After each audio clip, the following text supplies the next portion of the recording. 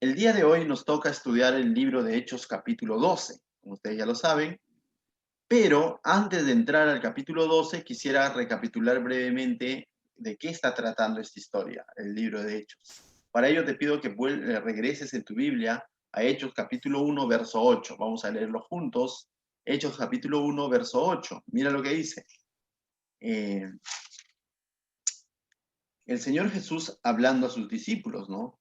¿Ya? Después de que ellos le hicieron una pregunta, en el verso 6, los discípulos le hacen una pregunta al Señor Jesús.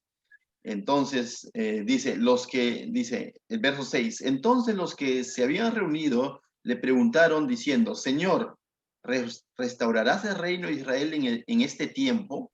Esa fue la pregunta. Y el Señor Jesús, lo que responde él es no tanto la pregunta, sino lo que va a suceder con ellos. ¿Con quién? Con su iglesia, con los seguidores, con los discípulos que estaban reunidos ahí. Le dice, y les dijo, no os toca a ustedes saber los tiempos o las sazones que el Padre puso en su sola potestad. Pero recibiréis, lo que sí les está diciendo que es importante que ellos sepan es lo siguiente, verso 8. Pero recibiréis poder cuando haya venido sobre vosotros el Espíritu Santo. Y me seréis testigos en Jerusalén, en toda Judea, en Samaria y hasta lo último de la tierra. Y habiendo dicho estas cosas, viéndolo ellos, fue alzado y le recibió una nube que le ocultó de sus ojos. Y a eso lo conocemos como la ascensión de Jesús. Esas fueron las últimas palabras que dijo el Señor Jesucristo aquí en la tierra, ¿sí? Se lo dice a sus discípulos y le dice algo interesante, ¿no? Pero recibiréis poder cuando haya venido sobre vosotros el Espíritu Santo.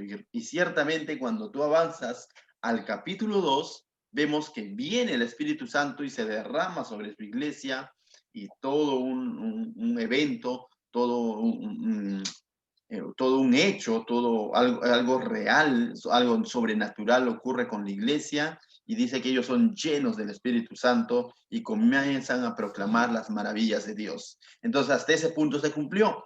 Pero ¿para qué era esta llenura del Espíritu Santo? ¿Para qué era esta venida del Espíritu Santo? No era para que de pronto ellos anden levitando o como fuego, o hablando en lenguas, nada más, sino era con un propósito. El propósito es para que ellos sean testigos. Y no solo ellos, sino todos los que habíamos de creer en la palabra predicada por ellos, todos los que habíamos de creer en el mensaje del Evangelio, la promesa del Espíritu Santo fue hecha para todo creyente. Entonces, ¿pero para qué? Una de las razones por el cual viene el Espíritu Santo sobre la vida de la persona es, dice, para que ser testigos en Jerusalén, en Judea, en Samaria y hasta lo último de la tierra. Por eso que en Hechos capítulo 2, 3, 4, 5, vemos a la iglesia, 6, vemos a la iglesia predicando el mensaje del Evangelio en la puerta del templo, en el templo, en la calle, en Jerusalén, y venían de distintos lugares, dice, a escuchar el mensaje del Evangelio y a ser sanados muchos de ellos, porque de pronto Dios está usando a Pedro, a Juan, a Jacobo, haciendo milagros, pero también ellos están predicando el Evangelio. ¿Les costó cárcel? Sí, fueron apresados muchos de ellos, pero aún así dice, dentro de la cárcel seguían predicando. Fueron persuadidos a que dejen de predicar, mas ellos dijeron, de ninguna manera, primero obedeceremos a Dios antes que a ustedes, le dijeron a estos religiosos que les estaban diciendo, no prediquen. En Hechos, capítulo 7, vemos ya un personaje, ¿no? A Esteban. Vemos a Esteban prácticamente de una manera frontal, levantando una voz del Evangelio, pero ¿a quiénes? A los judíos que justamente los estaban hostigando, ¿no? Y de pronto Esteban se levanta y les dice qué es lo que ellos han hecho con Jesucristo y por qué ellos es que están predicando este mensaje de la resurrección de Jesucristo y producto de esa predicación frontal que hace Esteban hacia los judíos que los estaban asediando, termina muerto y apedreado, dice, ¿no? Y él con las manos alzadas diciendo, Padre, perdónalos porque no saben lo que hacen. Similar a lo que hizo el Señor Jesús y vemos ahí a Esteban glorificando, pero predicando el evangelio. Y después de ese evento, dice el capítulo 8, hubo una gran persecución a la iglesia que estaba en Jerusalén. Estamos en el primer punto, mira, ellos estaban siendo testigos, ¿dónde? En Jerusalén, ¿no? Entonces, producto de esta predicación de Esteban, viene una gran persecución y la iglesia sale dispersa, dice, huyendo justamente de esta persecución, pero gracias a esta persecución, Dios usa esta persecución para que así también salgan hombres como Felipe, que se va a predicar a Samaria, a un lugar donde el judío, aún siendo cristiano, tenía recelos, tenía ahí su forma de pensar, su pasado que los dividía de los samaritanos, que también habían sido del pueblo de Israel años atrás, pero ellos lo veían como sus enemigos. Entonces, pero ahí vemos a Felipe yendo a predicar a Samaria. Entonces, se está cumpliendo lo que hemos leído en Hechos capítulo 1. Están siendo testigos en Jerusalén, en toda Judea, en Samaria. Producto, ¿cómo lo está llevando Dios a Samaria? A través de una persecución. Entonces ahí vemos a Felipe predicando en Samaria, vemos a los apóstoles yendo a ver lo que está haciendo Felipe, confirmando la obra que está haciendo Felipe, y luego los apóstoles se regresan nuevamente a Jerusalén. Pero luego llegamos al capítulo 9, donde encontramos a un hombre que asolaba la iglesia para sacarlos y llevarlos presos a los cristianos. Y este hombre se llama Saulo, que luego se llamará Pablo. Y vemos a Saulo también persiguiendo a la iglesia, ¿no? Pero en medio de esta persecución de Saulo a la iglesia, es interesante, vemos la conversión de Saulo y ahí hay un versículo clave donde dice que él está siendo instrumento escogido, este perseguidor, Saulo, está siendo instrumento escogido por Dios para predicar a los gentiles. ¿Y quiénes son los gentiles? Todo aquel que no es judío. Entonces Dios está preparando ahora para dar el siguiente paso a la iglesia de predicar hasta lo último en la tierra. Entonces, y por eso que vemos ya en el capítulo 10 también un anticipo de lo que iba a ocurrir. En el capítulo 10 vemos cómo es que Pedro es llamado por Dios para ir a predicar a la casa de un hombre llamado Cornelio, ¿se acuerdan? De un romano, de un soldado, de un centurión romano. Entonces Pedro está yendo a predicar a ese lugar. Entonces vemos cómo se está cumpliendo Hechos 1, verso 8, me seréis testigos en Jerusalén, Judea, Samaria, y luego hasta lo último de la tierra. Y ciertamente ya se está dando el evangelio incluso a los gentiles, a los romanos, ¿no es cierto? Y vemos ahí luego cómo es que después de eso también vemos cómo es que Bernabé, eso veíamos la semana pasada, en el capítulo 11, Bernabé también va a dos lugares. Antioquía era uno de esos lugares que estaba lleno también de gentiles, gente que no es judía, gente con otras tradiciones, y vemos a Bernabé poniendo ahí la iglesia, sustentando la iglesia e incluso yendo a llamar a Saulo, que estaba de alguna manera en otro lugar, va, lo trae y comienzan a enseñar en un lugar gentil, en un lugar que no era judío. Entonces, mis hermanos, esta historia está basada justamente en lo que Jesucristo había ordenado. Me seréis testigos, Jerusalén, Judea, Samaria y hasta lo último de la tierra. Y el resultado de eso que Dios está haciendo a través de todo este libro de Hechos, eres tú. Es así como el Evangelio fue propagándose cada vez más. Pero hoy vamos a ver el capítulo 12 que nos corresponde. Y en el capítulo 12 entonces va a ser un paréntesis a esta narrativa, porque a partir del 13 vamos a ver el ministerio de Pablo abiertamente a los gentiles. Pero hoy en el capítulo 12 vamos a ver lo que está sucediendo de alguna manera todavía en Jerusalén, lo que está sucediendo con algunos apóstoles del Señor Jesucristo que se encontraban en Jerusalén. Entonces, este capítulo 12 es un paréntesis a toda esa narrativa que estamos haciendo. Entonces, si ya estás conmigo, vamos a leer el capítulo 12. Mira lo que dice el capítulo 12.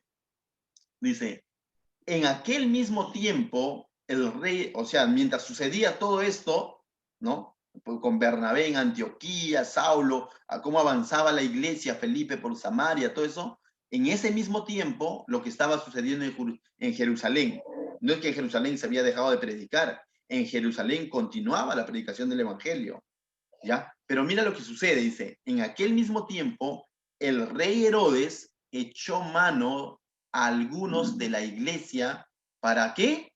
para maltratarles. Entonces, aquí al mismo tiempo dice, y el verso 2 dice, y mató a espada a Jacobo, hermano de Juan, a uno de los apóstoles. Mató a espada, dicen los historiadores que él murió decapitado, es decir, de una manera cruel, ¿sí? Entonces, vemos un hecho de alguna manera triste, un hecho trágico, cómo es que en paralelo ahora en Jerusalén continuaba el hostigamiento, continuaba la persecución y hubo un emperador, un rey llamado Herodes. Ahora, cuando tú escuchas la palabra Herodes en el libro de Hechos o en la Biblia, en realidad hubo varios Herodes, ¿ah? En los tiempos de Jesús era Herodes el Grande. Él tuvo los 3 hijos y toda una historia, ¿no? Entonces, aquí, por ejemplo, ya es Herodes el hijo, ¿no? Entonces, el rey Herodes hijo, no es el que estaba en los tiempos que nació Jesús, que fue otro Herodes, el papá. Ya luego en algún estudio vamos a verlo a detalle, pero este era un hombre Herodes, ¿sí? Pero ¿quién era Juan y Jacobo? Juan y Jacobo, o ¿quién era Jacobo, mejor dicho?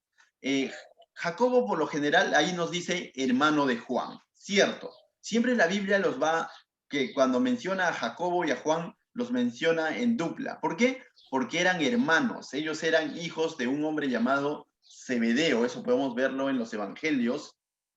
Boanerges era su chapa, dice, hijos del trueno, eran toda una joyita, ¿no? Entonces ahí está Juan. ¿Quién era Juan? El discípulo amado que justamente escribió las cartas, escribió el Evangelio de Juan, escribió el Apocalipsis. Y ¿sabes qué? Te digo un detalle, te voy adelantando un detalle. Jacobo fue el primer apóstol que murió, decapitado. ¿Por quién? Por esta persecución. Y Juan fue el último de los apóstoles, el último sobreviviente, y no murió necesariamente ejecutado, murió por causas naturales. Todos los demás apóstoles murieron asesinados. Juan no.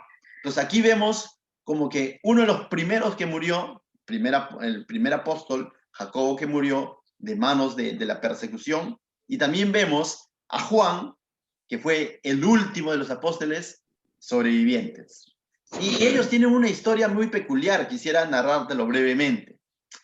Y lo buscas, te voy a citar algunos versículos, tú ya luego lo buscas en casa. En Marcos, capítulo 9, del 30 al 32, vemos que el Señor Jesús anuncia su muerte. ¿Ya? Él dice, ¿no? Y que Él va a morir. Ni bien Él anuncia su muerte en el capítulo 9, verso 30 al 32, tú vas a leer que en el verso 33 al 37, los discípulos comienzan a discutir quién era el mayor. En otras palabras, quién era el sucesor, o quién iba a ocupar el cargo, o quién iba a ocupar el título, más allá de entristecerse, más allá de decir, Señor, ¿cómo es que vas a morir? Ellos comenzaron a discutir entre ellos quién iba a ser el mayor. Y discutían a espaldas de Jesús, porque de pronto Jesús voltea y le dice, ¿de qué estaban discutiendo? Y dice que ellos quedaron en silencio, ¿no? Como que, no, de nada. ¿Cómo? Ha escuchado mal, un poco mal le decían, ¿no? O sea, pero interesante. Y luego en el capítulo 10 nuevamente se vuelve a repetir, nuevamente en el capítulo 10, verso 32 al 34, Jesús nuevamente anuncia su muerte. Pero ahí ya salen a relucir 2 nombres. También estaban todos los discípulos en esta onda de quién era el seguidor o quién era el mayor, ¿ya? Pero salen 2 nombres, ¿saben quién? Jacobo y Juan. Ellos hacen una petición al Señor Jesús. ¿Y sabes lo que le dicen? Dice el verso 35 de Marcos 10, dice, entonces Jacobo y Juan, hijos de Zebedeo, se le acercaron diciendo, Maestro, querríamos que nos hagas lo que pidiéremos. Dice, o sea, ¿y cuál es el pedido, no? Él les dijo, ¿qué querréis que os haga? Ellos le dijeron, concédenos que en tu gloria nos sentemos el uno a tu derecha y el otro a tu izquierda. Entonces Jesús les dijo, no sabéis lo que piden. ¿Podéis beber del vaso que yo bebo o ser bautizados con el bautismo que yo soy bautizado? Podéis beber del vaso, en realidad en la traducción original es, podéis beber de la copa que yo bebo. Y la palabra copa muchas veces connota lo que era el sacrificio. Es decir, ustedes van a poder beber del sacrificio del cual yo bebo, del cual yo voy a participar. Y con el bautismo con el que yo soy bautizado, les hace la pregunta a Jesús. Y mira la respuesta de ellos, lógicamente una respuesta a la ligera, emotiva, porque ellos lo que querían estar uno a la derecha, el otro a la izquierda, ¿no? ¿Dónde? En su gloria. Pero antes de la gloria venía un sacrificio, y era el sacrificio de la cruz. El sacrificio que demandaba por qué? Por anunciar el mensaje de salvación. Comenzó con Jesucristo y van a continuar los discípulos. Por eso que Jesús le está diciendo, ¿ustedes están dispuestos a sufrir al igual que yo? Y ellos en su ligereza, mira lo que dice en el verso 39. Ellos dijeron, podemos. Jesús les dijo, a la verdad, de la copa que yo bebo, beberéis. Es decir, bueno, van a participar de ese sacrificio, de esa copa, dice. Y con el bautismo con el que yo soy bautizado, también van a ser bautizados. Van a ser partícipes de ¿quién? Del Santo Espíritu de Dios. De eso no cabe duda, ¿ya? Pero dice, termina el verso 40, dice, pero el sentarse a la derecha o a la izquierda no me es dado esa potestad, sino aquellos quienes están preparados. Cuando lo oyeron los 10, comenzaron a enojarse contra Jacobo y contra Juan. Entonces aquí vemos que no solamente era una disputa que tenía Jacobo y Juan por estar sentados a la derecha y a la izquierda de Jesús, ¿no? Sino que también los demás discípulos estaban con esas ganas, pero no se atrevían a preguntar. Pero como ellos eran los hijos del trueno, se mandaron, pues, ¿no? Se mandaron con la pregunta o con la discordia que ya tenían tiempo atrás mientras que ellos discutían quién sería el mayor. Entonces, definitivamente querían en su, ¿cómo se puede decir? Llenos de sí mismos, ellos en realidad no sabían lo que estaban pidiendo. Tanto así que el Señor Jesús le dijo, ¿están dispuestos a sufrir? Mejor dicho, cuando dijo, ¿están dispuestos a beber de la copa que yo voy a beber? Y cuando Jesús dijo, beber la copa que yo debe beber, está refiriendo a su sacrificio. ¿Te acuerdas que cuando él ora en Getsemaní dijo, Padre, si es posible pasar esta copa de mí, refiriéndose al sacrificio, pero luego, pero sobre todo que se haga tu voluntad? Pero ellos no entendieron y en su ligereza dijeron, sí, estamos dispuestos. Y de alguna manera, ya, de alguna manera Jesús le dijo, de eso van a participar, pero de sentarse a la diestra o a la derecha o a la izquierda, eso, dice, no es potestad de mí darlo, dice.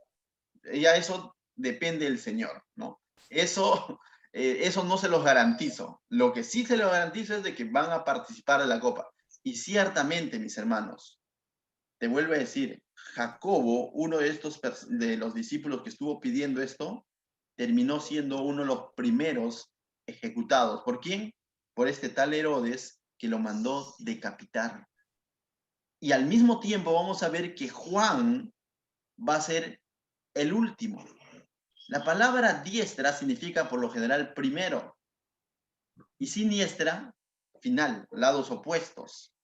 Y de alguna manera, te vuelvo a decir, Jacobo, el hermano mayor, terminó siendo ¿qué?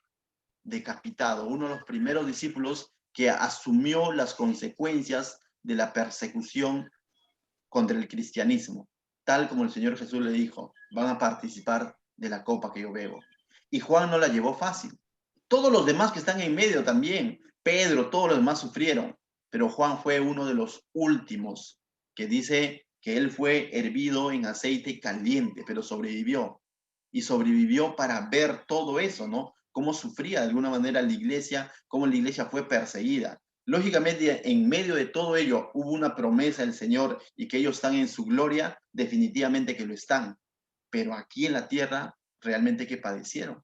Entonces, mis hermanos, vemos aquí cómo es que se llega a cumplir algo muy interesante que había ocurrido en los evangelios, ¿no? Vemos entonces la muerte del primer apóstol.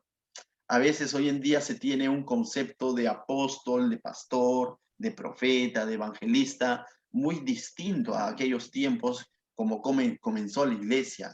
Muchas veces para ellos significaba el asumir este llamado, significaba muchas veces sacrificio y en algunos casos incluso la muerte, ¿no? O sea, cuando el Señor Jesús dijo, el que quiera seguirme, deje su cruz y tome mi cruz y sígame. Entonces, definitivamente, es decir, tiene que estar dispuesto de alguna manera a las acechanzas del enemigo. Pero hay una promesa en medio de todo eso, porque tampoco seamos dramáticos, ¿no? Hay una promesa: confiad, yo he vencido al mundo. Confiad. Mientras estés aferrado al Señor, Él va a actuar en su soberanía de la mejor manera, lo que más te conviene, bajo su voluntad, ¿no? Tampoco seamos dramáticos y pensar que todos siempre lo vamos a pasar mal. Pablo le decía de otra manera, que esta tribulación momentánea, decía Pablo, produce, dice, un mayor peso de gloria.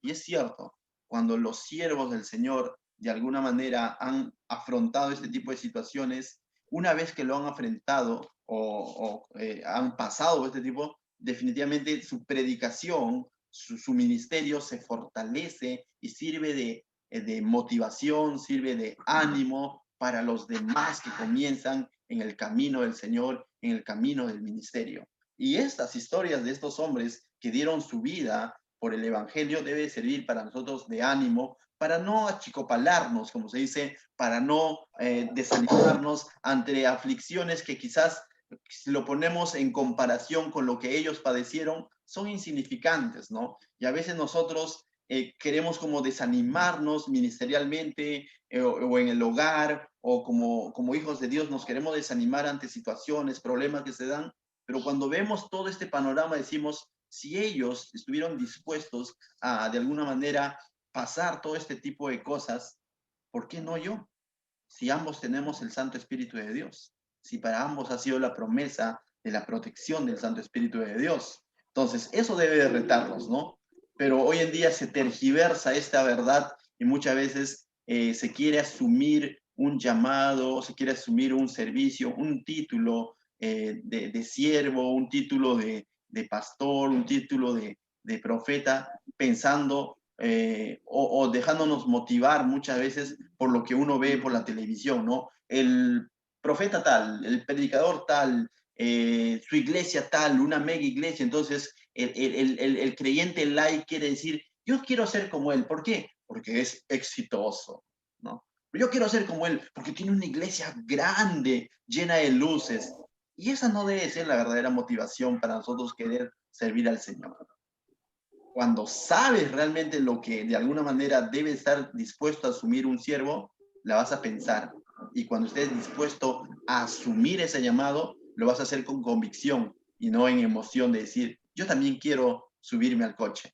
Entonces, grandes enseñanzas nos trae estos pasajes, mis hermanos. Verso 3, mira lo que dice. Vamos a ver un evento muy interesante. Verso 3 dice, y viendo que esto había agradado a los judíos, dice, procedió a prender también a Pedro. Pedro era el siguiente, ¿no? O sea, comenzaron por Juan, digo, por Jacobo, lo decapitaron y ahora dice, han apresado ¿a quién? A Pedro. Eran entonces los días de los panes sin levadura. Y este texto es clave. ¿Qué es lo que sucedía aquel entonces? Este hombre Herodes hijo de Herodes el Grande, Herodes hijo, dice la tradición que él no era judío, o sea, no.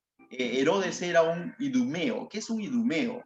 Un idumeo, en resumen, era una persona no judía, pero que tiempo atrás, antes de Jesús, habían sido conquistados por los judíos y en su mayoría habían sido circuncidados, y de esa manera, de alguna otra manera, fueron, por así decirlo, introducidos al pueblo, ¿no? Pero entre los religiosos, entre los conocedores de las tradiciones judías, ellos tenían un rechazo por la sociedad judía. ¿Por qué? Porque eran insertados, por así decirlo, ¿no? Entonces era como, algo así como lo veían al samaritano, algo así lo veían a los idumeos. Y ese era Herodes, era un idumeo, ¿no? Entonces, definitivamente, cuando él gobernaba, había carteles que decían, Herodes no me representa, ¿no? Por así decirlo.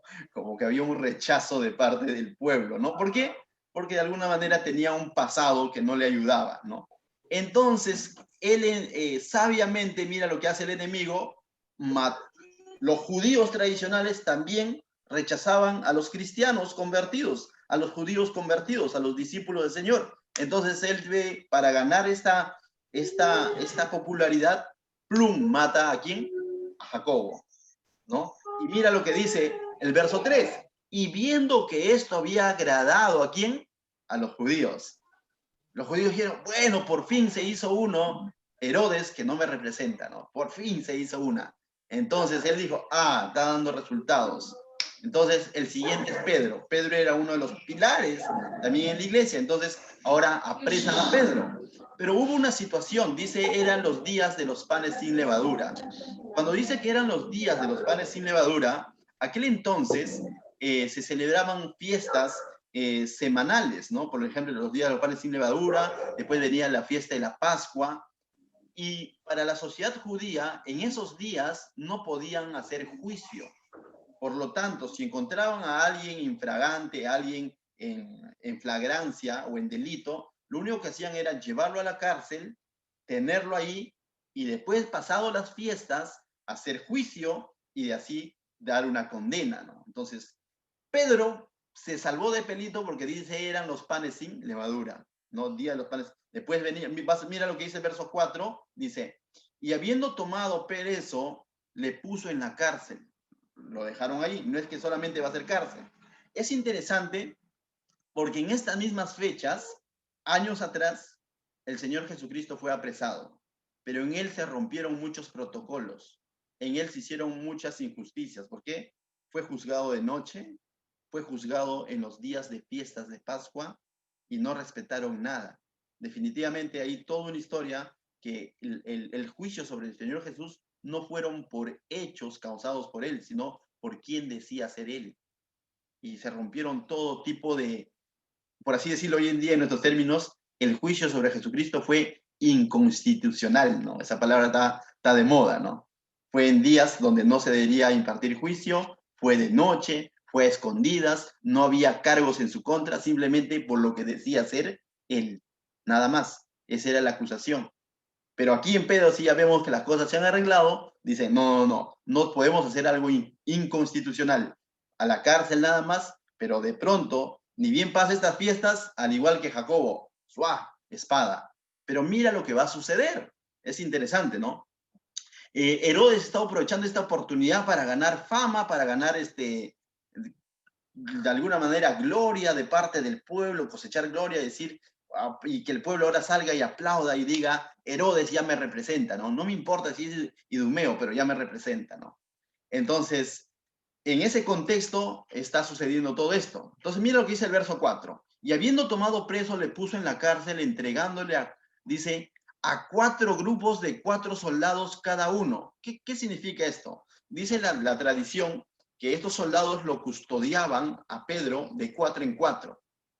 2 en la puerta de la cárcel, en las rejas, y 2 encadenados a cada brazo, uno en cada brazo. Y así es como custodiaban a los presos aquel entonces. Entonces dice, y se ponían a sacarle, dice, al pueblo después de la Pascua. Se proponían, o sea, el sentido era después de la Pascua iba a ser juzgado Pedro, ¿sí?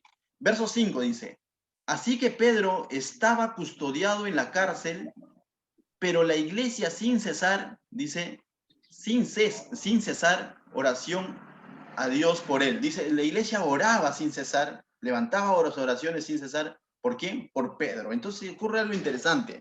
Mientras Pedro ha sido encarcelado para ser de alguna manera luego juzgado después de la Pascua, está, dice, con un soldado en cada brazo y 2 en la puerta, está siendo custodiado. Pero en paralelo vemos como que la iglesia está haciendo su trabajo, ¿no? ¿Qué está haciendo? Está orando por el siervo, está orando por Pedro. Y eso es muy interesante, mis hermanos. Mientras Pedro estaba afrontando las acechanzas del enemigo, había un pueblo, los hijos de Dios estaban, ¿qué? Orando por Pedro. Y eso es una historia muy interesante. Pero en este verso 5 dice algo interesante. Así que Pedro estaba custodiado en la cárcel. Y tú dices, custodiado, ya nos dijo. ¿Por quién? Por 4 soldados. 2 en la puerta y 1 en cada brazo. Pero no solamente la palabra custodiado significa eso. Esta frase es muy interesante cuando dice, pero, y así que Pedro estaba custodiado, en el lenguaje griego significa tereo, que significa guardado, protegido. Y tú dices, oh, anda, los soldados estaban protegiéndolo podemos decir que sí y que no al mismo tiempo. Pero si leemos todo el contexto, vamos a ver que con Pedro no solamente estaban los soldados, sino alguien más. Y tú dices, ¿quién más estaba con Pedro? Veámoslo. Mira lo que dice el verso 6. Pedro, una de las cosas que a Pedro le gustaba era dormir. ¿Se acuerdan que cuando Jesús fue a orar al monte, Pedro se quedó jato, ¿no? Hubo en la transfiguración de Jesús también, igual Pedro se quedó dormido. Entonces, pero aquí vemos en el verso 6 dice, y cuando Herodes le iba a sacar, aquella misma noche estaba Pedro, ¿qué dice? Durmiendo entre dos soldados, sujeto con dos cadenas. Los guardas delante de la puerta custodiaban la cárcel. Ahora, yo te digo, si te dicen que el día de mañana es tu juicio y el día de mañana se decide si te van a decapitar, como hace poco acaban de decapitar a tu amigo Jacobo, ¿tú podrías dormir esa noche? Créeme que yo no. Yo estaría, pero orando en chapitas, ¿no? O sea, el Señor libera. O no sé, o mismas películas de acción, ¿no? Estaría viendo la manera como me saco, ¿no? Las cadenas y tantas cosas pudo haber hecho Pedro en sus fuerzas, ¿no? O haciéndole un harakiri ahí a los de su costado, no sé, pero algo tenía que estar haciendo. Pero Pedro, ¿qué es lo que hace? Es dormir. Y dormir en este tipo de circunstancias es simplemente decir, Señor, que se haga tu voluntad. Vemos a un Pedro ya no actuando en sus fuerzas. No vemos a un Pedro diciendo, oye, por si acaso yo le volé la oreja a un soldado, no te metas conmigo. No lo vemos diciendo eso. Simplemente lo vemos durmiendo. Pero te vuelvo a decir, en una noche antes de ser juzgado, ¿podrías dormir? Humanamente pensando, la verdad no podríamos dormir. En algún momento quizás al día siguiente has tenido algo importante que hacer, algo decisivo en tu vida, no has podido dormir. Así como muchos de nuestros niños, que ya iba a ser uno de los que no va a poder dormir al saber que el día siguiente es 25 y de alguna manera ya se acercan los regalos, ¿no? Los niños están ahí, ¿no? No pueden dormir. Ya anda, duerme, no. Mañana mi cumpleaños, papá, no puedo dormir. Ocurre eso, ¿no? Pero Pedro acá está descansando, dice, y está bien custodiado. De alguna manera podemos ver aquí cómo es que Pedro había entendido qué es descansar en el Señor. ¿Por qué? ¿Era la primera vez para Pedro en una cárcel? No. Y hemos visto en capítulos anteriores que el ángel del Señor lo había librado de la cárcel. Entonces ya no es algo nuevo. Pedro ya aprendió a confiar en el Señor de alguna manera. Entonces lo que está haciendo es descansar en el Señor en medio de esta situación difícil. Y mira lo que dice el verso 7. Y he aquí que se presentó un ángel y una luz resplandeció en la cárcel, dice, y tocando a Pedro por el costado, le despertó, ¿no? O sea, ¿cómo habrá sido eso, no? Le tocó, dice, por el costado y lo despertó diciendo, shh, levántate pronto, le dijo. Y dice, y las cadenas se le cayeron de las manos. Y dice que no dice que de pronto, que es interesante, ¿no? Y no dice que Pedro se sacó las cadenas. No vemos ningún esfuerzo de parte de Pedro. Simplemente está dejando esta situación que parece imposible humanamente para él librarse de dos soldados y dos en la puerta. Él está descansando en el Señor y el Señor es el que está haciendo su obra. El Señor es el que se lo estaba custodiando realmente en la cárcel. El Señor es el que realmente lo estaba guardando en la cárcel y ahora va a usar un ángel para despertarlo y decir, oye, es hora de irnos.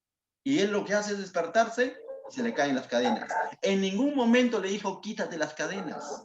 Solamente le despertó y le dijo, levántate. La instrucción fue simple, levántate. Se levantó y de pronto, dice, se cayeron las cadenas de sus manos. ¿Cuán dispuestos estamos a obedecer a Dios instrucciones así de sencillas, pero instrucciones de fe? ¿Por qué les digo de fe? Porque Pedro fácilmente pudo haber dicho, pero Señor, ¿no ves? Estoy encadenado, ¿cómo me voy a levantar? ¿Pero para qué? ¿Y si los despierto? ¿Y si se dan cuenta, Señor?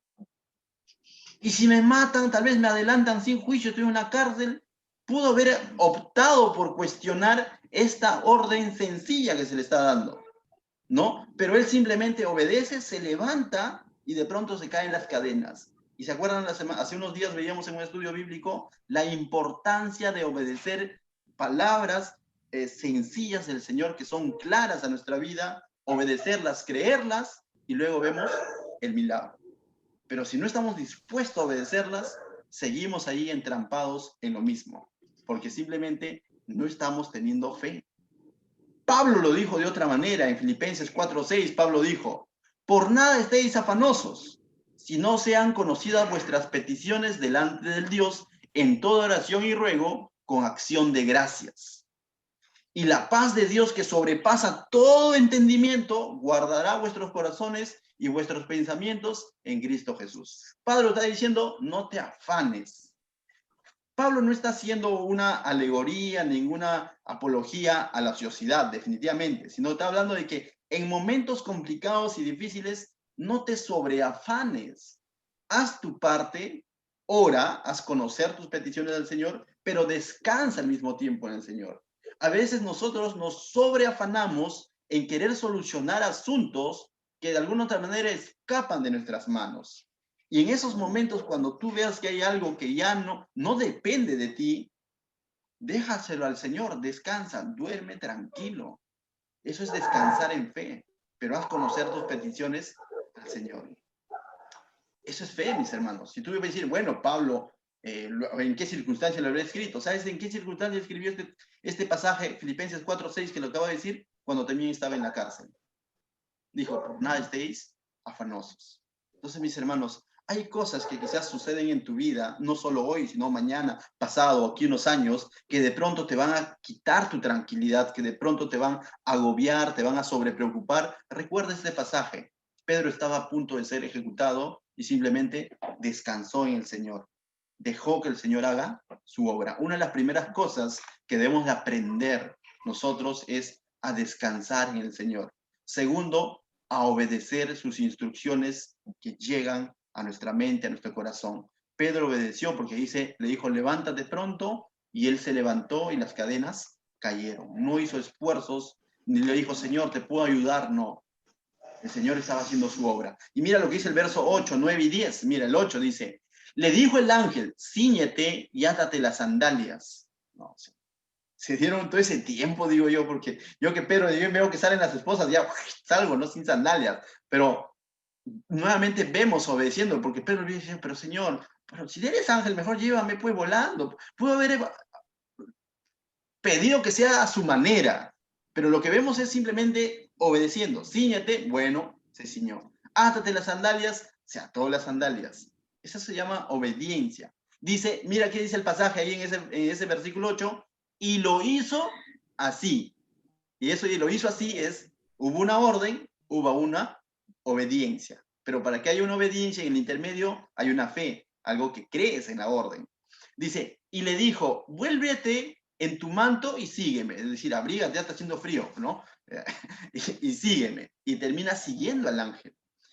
Y no dijo, pero se dan cuenta, pero si vienen y no me encuentran. Entonces vemos a Pedro cumpliendo instrucciones sencillas. Eso se llama obediencia. Verso 9 dice, y saliendo le seguía al ángel, pero no sabía que era de verdad lo que hacía el ángel, sino que pensaba que veía una visión. Por un momento Pedro ni siquiera entendía lo que estaba sucediendo.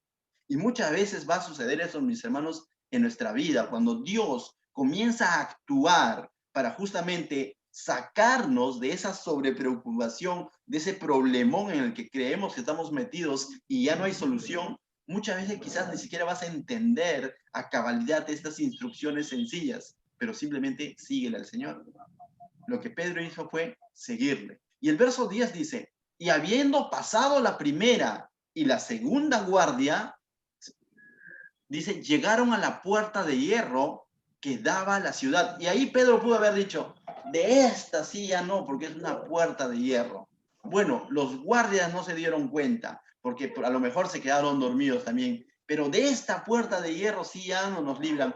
Pudo haber reaccionado como el pueblo de Israel, ¿no? Que veíamos hace poco en el estudio de Éxodo, diciendo, ¿para qué me has traído acá? Ahora van a decir que he tratado de escapar. Ya ves, ángel, pudo haber dicho muchas cosas, pero no. Mira, se encuentran frente a la puerta de hierro y mira lo que sucede. Dice, la cual se abrió, ¿qué dice? Por sí misma, en el verso 10. Dice, llegaron a la puerta de hierro que daba a la ciudad, la cual se abrió por sí misma. Y salidos pasaron una calle y luego el ángel se fue, ¿no? Interesante. Instrucciones sencillas, fe y obediencia. Instrucciones sencillas, fe y obediencia. No cuestiones. Si el Señor habla y escrito está, no te cuestiones si quizás no le entiendes a cabalidad. Créelo, abrázalo, obedécelo. Y las cosas comienzan a ocurrir. Y mira lo que dice el verso 11. Cuando haya sucedido esto, mira lo que sucedió con Pedro. Entonces Pedro, volviendo en sí, dijo: ahora entiendo verdaderamente que el Señor ha enviado su ángel. Recién lo entendió. No lo entendió al inicio. Al inicio era algo así como que no lo entiendo, pero lo creo y lo obedezco, ¿no? No me queda de otra. Al final recién lo entendió. Dice, y me ha librado de la mano de Herodes, de este hombre que era un hombre egocéntrico, que estaba buscando popularidad y que estaba haciendo injusticia. Y de todo lo que el pueblo de los judíos esperaba. El pueblo judío esperaba más muerte de cristianos para decir, ahora sí Herodes me representa. Entonces, y está viendo Pedro que en una cárcel donde él ya no tenía chance, no podía apelar a justicia humana, porque todo era en contra de él, ni el emperador, ni el rey, ni el pueblo estaba a su favor. Pero ¿saben quién estuvo a su favor? Dios. Pero ¿saben quién estaba orando por él? La iglesia, dice, estaba orando por él. A veces nos sentimos cortos de ayudar. A veces nos sentimos impotentes de hacer algo por alguien. A veces nos sentimos cortos al ver una injusticia y vemos que en nuestras fuerzas no podemos hacer nada. Pero ¿sabes qué? Lo que sí puedes hacer es orar. Pero por el lado de Pedro, si tú eres el que está pasando esta injusticia, esta sobrepreocupación, lo que tienes que hacer son 3 cosas que hizo Pedro. Descansó en el Señor, durmió en el Señor, reposó en el Señor, obedeció las instrucciones sencillas, pero al final, ¿sabes qué hizo? Consideró que todo esto que ocurrió era de Dios y no fue parte de su imaginación, ni de su ocurrencia, ni de su habilidad, ni que yo fui, ni que yo me libré de la cárcel, ni que yo lo noqueé al soldado, al otro también. No, todo fue, al final él dice, mira el verso 12, cómo termina, dice, y habiendo considerado esto, él consideró que todo esto era de parte de quién? Del Señor. Y lógicamente la historia continúa. Pero él al final, cuando es librado, reconoce que es Dios el que lo ha librado. Cuando ya ocurrió el milagro, él le da la gloria, le da la honra. ¿A quién? A Dios. 3 cosas que debemos hacer, mis hermanos, en tiempos difíciles. Descansa en el Señor, obedece al Señor a estas instrucciones. Así no le entiendas a cabalidad, obedécele. Y por último, cuando haya ocurrido el milagro, dale la gloria a Dios. Considera que es Él el que te ha librado de esa situación que quizás muchos o tú mismo decías, de esta no me saca nadie. Y esa es la historia de estos hombres. Y esta historia nos quiere hablar. Quizás tú no estás hoy en esta mañana en una cárcel, pero hoy en día hay otras formas de afligir el corazón del ser humano. Hay otras formas de afligir al adolescente. Hay otras formas de afligir al padre de familia. Hay otras formas de afligir el corazón de un esposo y de una esposa. Hay otras formas de afligir la economía. Hay otras formas de afligir tu corazón. Pero si ese mismo Dios que sacó a Pedro de esa cárcel donde él ya no tenía chance, también puede obrar en tu vida. Pero necesitas descansar en el Señor, obedecer al Señor y al final darle la honra al Señor. Amén. Oramos. Padre mío, Señor, te damos gracias esta mañana por tu palabra, Señor. Y ayúdanos, Señor, a poder confiar, descansar, Señor, en tu santa voluntad, Señor. Que cuando nos encontremos agobiados y no sepamos qué hacer, Señor, cuando de pronto el médico, las personas, las deudas, qué tantas cosas, Señor, nos digan de esta ya no sales. Ayúdanos a descansar, Señor, en ti, mi Dios, confiando en que tú harás, Señor, en que se haga realmente tu voluntad, Señor. Ayúdanos a no sobrecargarnos y a pensar y a tratar de usar formas o maneras de resolver, Señor, porque a veces terminamos complicando más las cosas, Señor. Tampoco es a cruzarnos de brazos, Señor, pero sí hacer nuestra parte, pero al mismo tiempo confiando en que tú harás, Señor. Ayúdanos a ser obedientes en medio de estas pruebas, Señor, que en algún momento podamos pasar o estemos pasando. Ayúdanos a ser obedientes a tu palabra, Señor, y al final de todo a darte la gloria, la honra a ti, mi Dios. En el nombre de Cristo Jesús. Amén. Muy bien, hermanos.